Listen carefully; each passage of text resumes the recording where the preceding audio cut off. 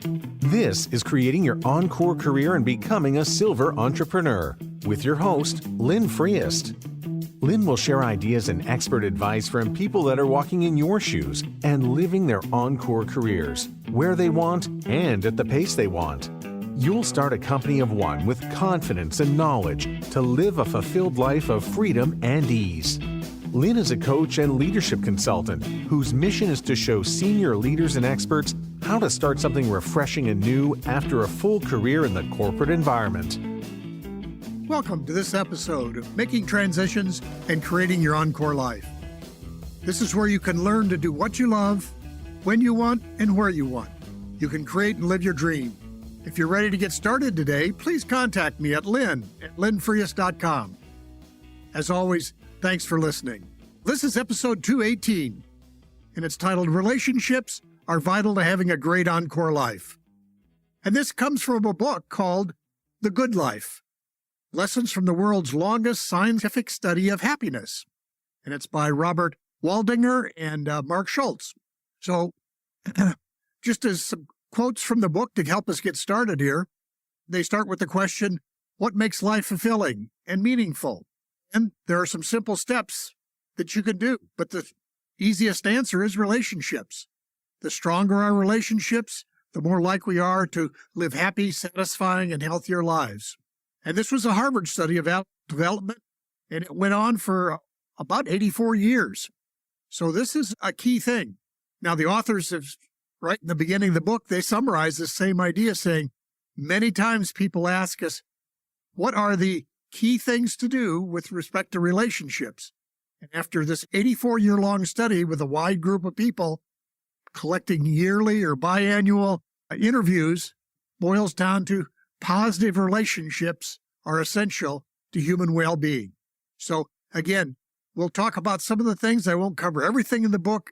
It's a very rich book, and I encourage you to read it. But relationships in there are all kinds of relationships. They're friendships, they're romantic partnerships, they're co-workers, they're book club members, or people in Bible studies. All of this matters, and there's things you can do to improve it. So that, again, there's just a really strong correlation between your relationships and how well your life is, literally your physical well-being, and how long and how rich your life is. Now, the importance of sustaining these relationships is relationships can run down.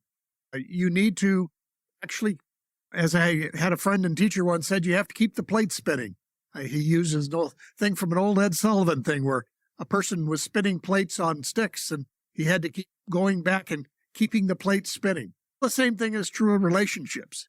You have to engage in them. You don't have a relationship one time and then that's there. Now, on the other hand, what I will say, if you do have close relationships, it's amazing how you can pick up where you left off, as it were, even if you haven't seen them for a while.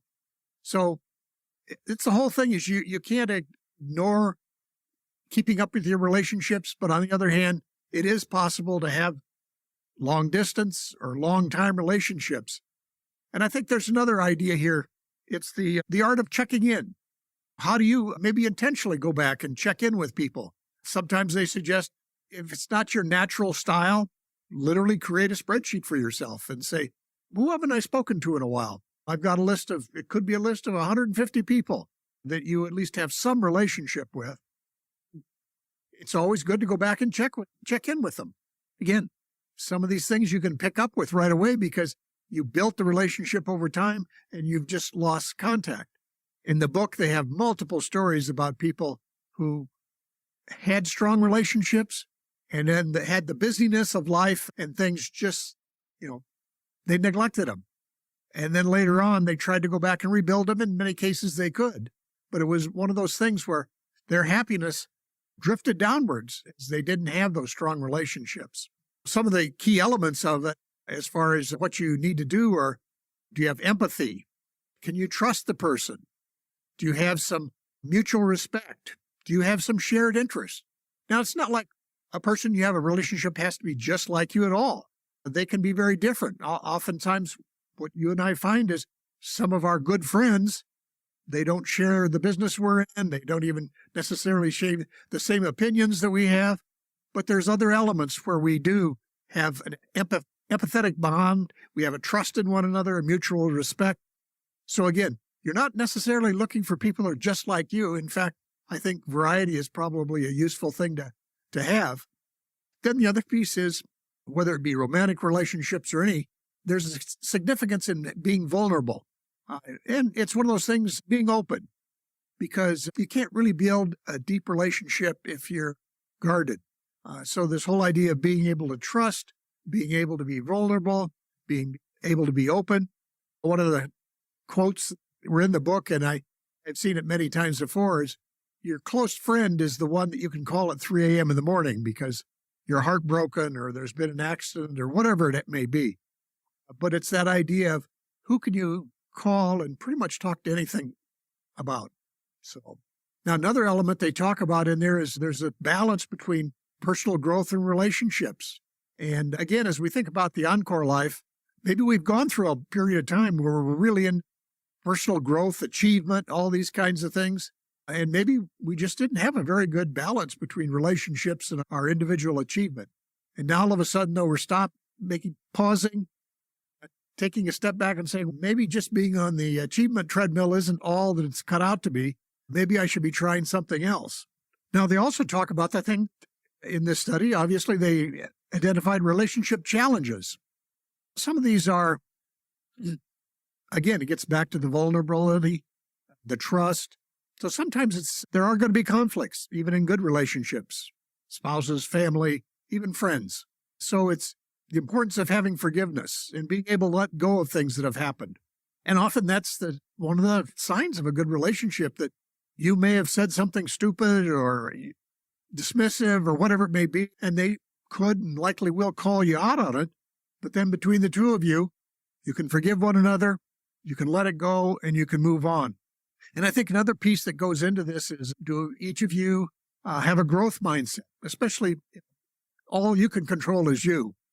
But do you have a growth mindset? So is there possibility of growth in yourself and in this relationship?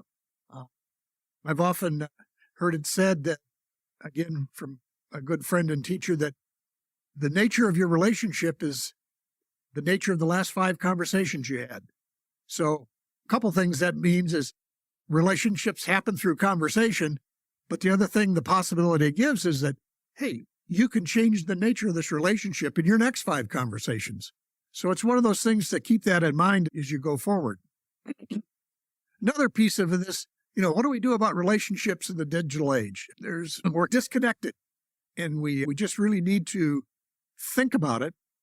Now, what I've found personally, I've had really great and deep relationships with people I've only met maybe once over a period of years, or maybe once or twice a year, because whether it be with Zoom or anything else, there's a great opportunity there to really connect with people.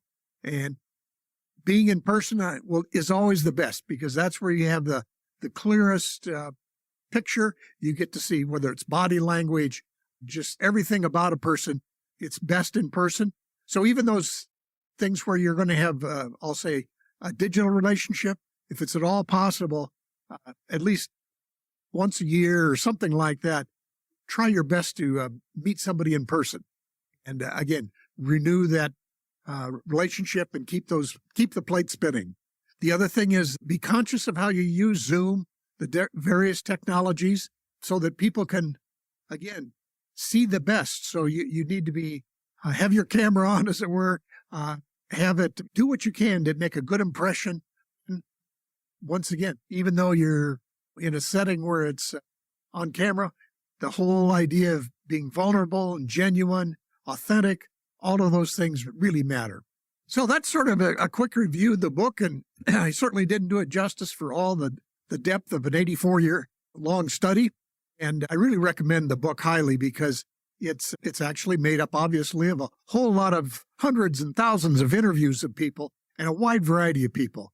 Just a comment, while some of these people were actually people from Harvard, they actually also had another group of people who were just everyday people from the city of Boston, and they followed them over the years. So it's just an interesting mix of both stories and information, I think I'll say. I'd love it if you'd share with me what your perspectives are on creating great relationships and their importance in your life. Drop a comment or share an email with me, because I'd love to hear what your perspectives are. And again, I really encourage you to grab the book and read it through yourself. We'll finish up here with an Encore life. You can be creating value in the world beyond just winning that next pickleball game. You can do the work you love when you want and where you want, and you can live your dream. And be sure to get my free guide, How to Navigate Life's Transition. It's a great starting point. And if you'd really like to get started working on a transition right now, please contact me at lynn@lynnfrias.com. Thanks again.